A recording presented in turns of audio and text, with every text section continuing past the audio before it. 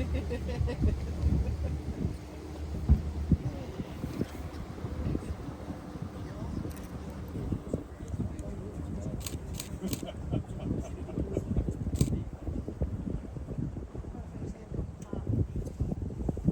up to the north here on Mount Moran, you'll see that big white patch up here. And that's actually a glacier. And the name of that glacier is the Falling Ice Glacier. It's one of 5 remaining glaciers on Mount Moran. Now, if anybody's been up north here and been over Jackson Lake Dam, you would have been able to have saw the biggest glacier on Mount Moran, which is the Scenic Glacier. And then for those of you that came down through Yellowstone, you might have caught a glimpse of the triple glaciers, and that's on the north end of Mount Moran. And who knows, if you look up there right now, you might even see a rock climber sitting on the glacier going on. I actually hear that's a pretty difficult mountain to ascend, just to put it into perspective.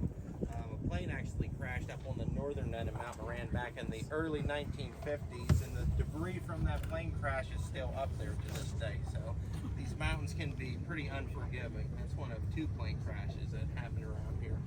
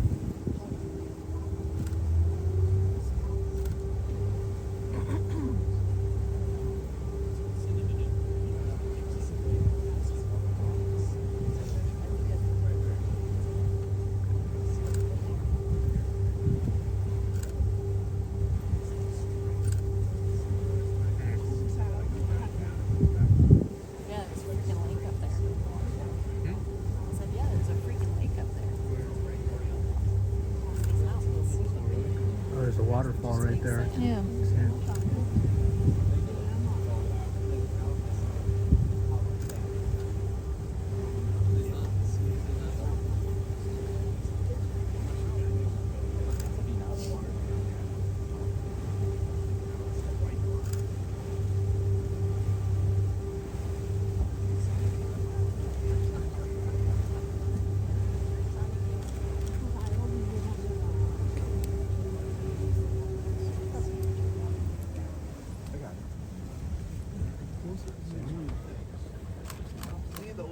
White streak coming down.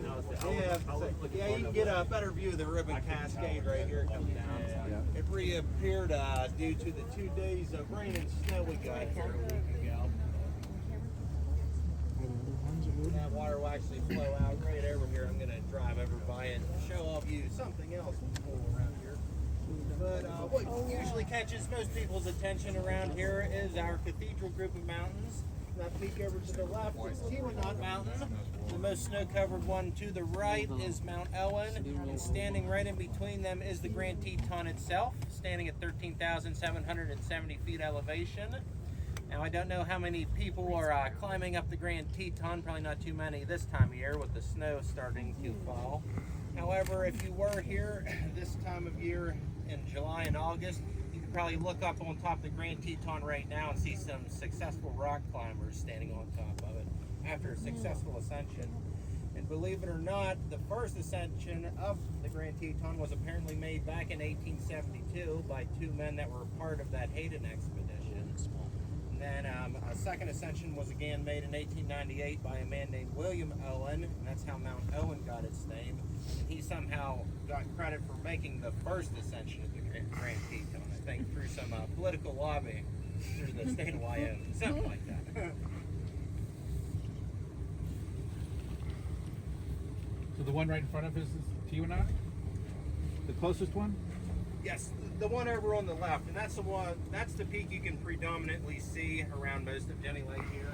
Does anybody have any guesses what the record ascension of that mountain was, by any chance? No guesses? I'll give you a hint. Apparently, it took less time than it takes to do one of these scenics. Yes, somebody said it was either a French or Argentinian mountaineer. Apparently, ascended it in 45 minutes. It was recently too, wasn't it? No, I don't think that one was. I know some guy made apparently.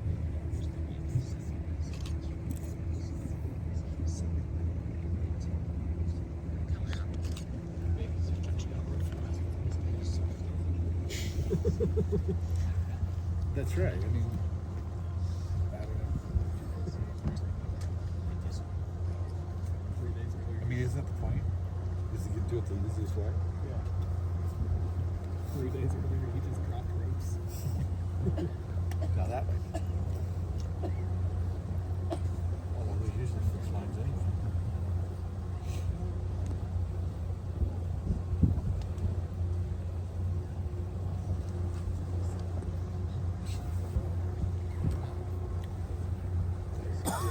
It flows out right over here. You'll see these groundwork here. That's where this water flows out of. And then we're also floating over a 600-year-old petrified forest with some trees right on that fire.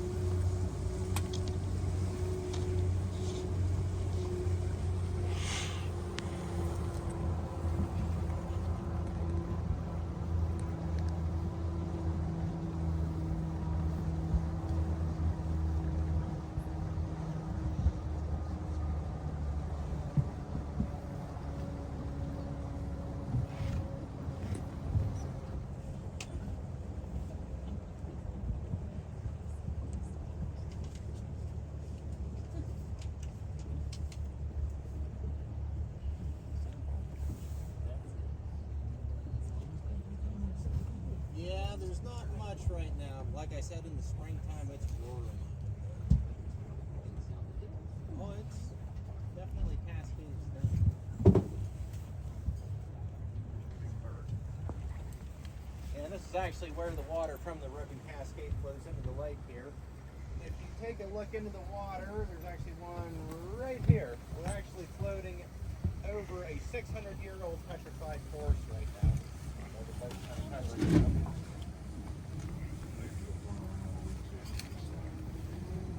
Yeah, and you'll notice that there's multiple ones around here. They believe that a major drought occurred here at one point in time, to where the lake level was low enough that trees were able to grow before it finally filled back up.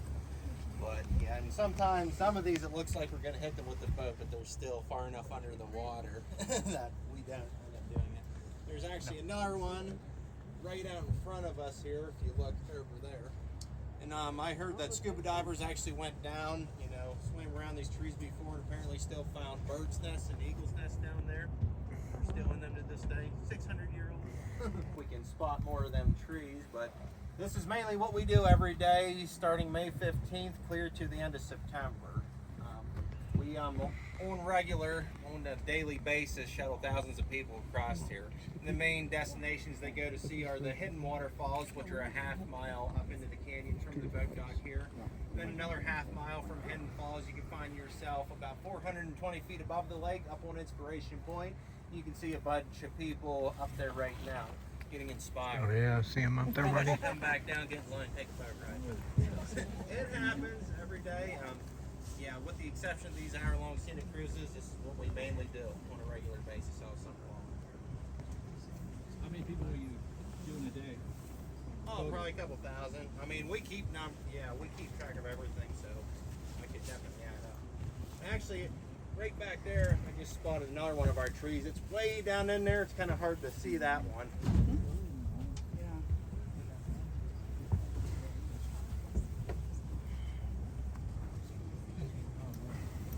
And I'll try to get us on top of some other ones once that boat gets out of the way, if it does.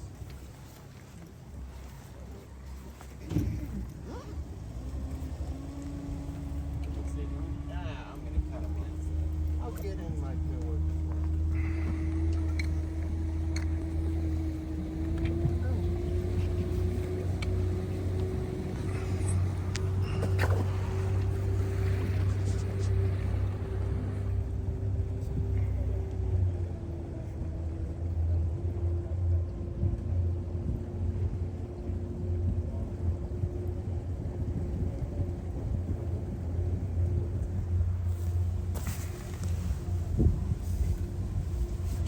There's a real good one. Oh, wow.